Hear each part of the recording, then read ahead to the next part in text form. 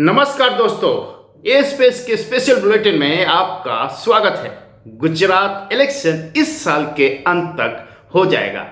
सरकार फरवरी 2023 तक जिसकी बननी होगी बन जाएगी, लेकिन बीजेपी ने तैयारी इलेक्शन डेट के रिजल्ट के बाद ही शुरू कर चुके हैं। आपको पता है कि अपने प्रधानमंत्री मोदी रोड शो 11 तारीख को किए और 10 तारीख को 5 राज्यों का रिजल्ट आया। अब तक सारे राज्यों की सरकार बन चुकी है और बीजेपी उत्तर प्रदेश में जैसी जीत हासिल की है उस समय से और जैसे बीजेपी ने उत्तर प्रदेश में जीत हासिल की है, उनका मनोबल भी काफी मजबूत है। लेकिन मैं कांग्रेस की बात करूंगा, मैं आम आदमी पार्टी की बात करूंगा। उससे पहले आपको बता देता हूं 182 विधानसभा सीट गुजरात में 92 जिसकी आंकड़ा रहेगी उसकी सरकार बनेगी और हमारे हिसाब से फरवरी 2023 तक किसी न किसी की सरकार बन जाएगी। टक्कर में बीजेपी का मुकाबला कांग्रेस के साथ है जो 2017 में भी था, लेकिन इस बार पंजाब में प्रचंड जीत के बाद आम आदमी पार्टी का मनोबल बहुत ऊपर है। साथ में कांग्रेस की कमजोरियां अब दिखने लगी हैं, इसलिए प्रशांत किशोर की रणनीति यहां पर काम आएगी या नहीं वो भी इसी वीडियो में बताएंगे। चलिए सबसे पहले बता देते हैं बीजेपी का मुकाबला कांग्रेस आम आदमी पार्टी के साथ यहां पे।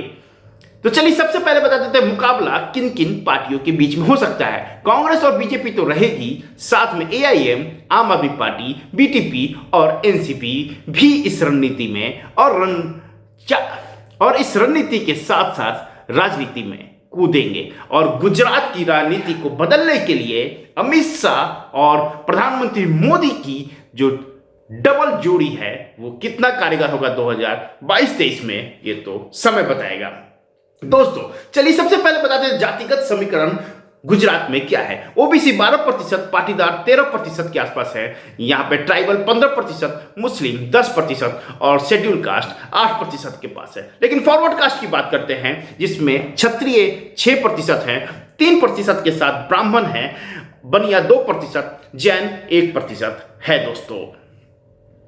दोस्तों इसके अलावा 2017 के मुकाबला का भी रिजल्ट बता देते हैं। बीजेपी को 99 सीटें आई थी, कांग्रेस को 77, एनसीपी को एक इंडिपेंडेंट कैंडिडेट 3 था और बीटीपी को 2 सीटें मिली थी। अब बात करते हैं वो सुर्खियों की, जो सुर्खियां सबसे इंपॉर्टेंट इस वक्त चल रही है। प्रशांत किशोर की रणनीति और राहुल गांधी प्रियंका गांधी से मीटिंग के बाद कांग्रेस 72 से 73 अच्छे नेताओं को वहां डिप्लॉय करने जा रही है। उसमें से आपको पता है पाटीदार नेता भी इस वक्त कांग्रेस के साथ मिलते हुए नजर आ रहे हैं, लेकिन ओबीसी मैक्सिमम सीटें, मैक्सिमम कास्ट जो होगा वो बीजेपी के साथ होगा। बटेगा कहां पे? मुस्लिम वोट, ट्राइबल, साथ में कुछ क्षत्रिय सीटें। लेकिन फिर भी मेरा मानना है कि बीजेपी का गढ़ गुजरात को हराना कांग्रेस या किसी भी पार्टी के लिए इतना आसान नहीं है।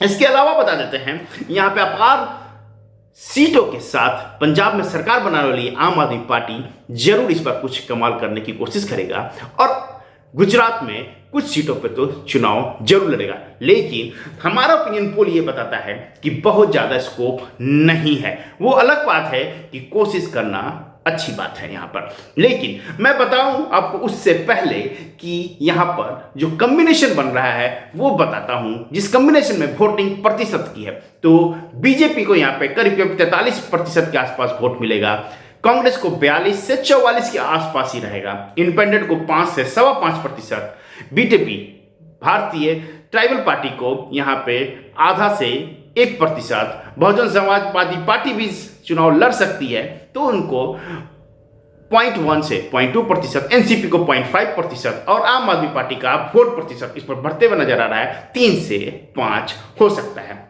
दोस्तों ये तो हमने जातिगत समीकरण के साथ कुछ 2017 के रिजल्ट और साथ में हम वोटिंग प्रतिशत 2022 की बात करी, लेकिन सीटें कितना मिलेगी?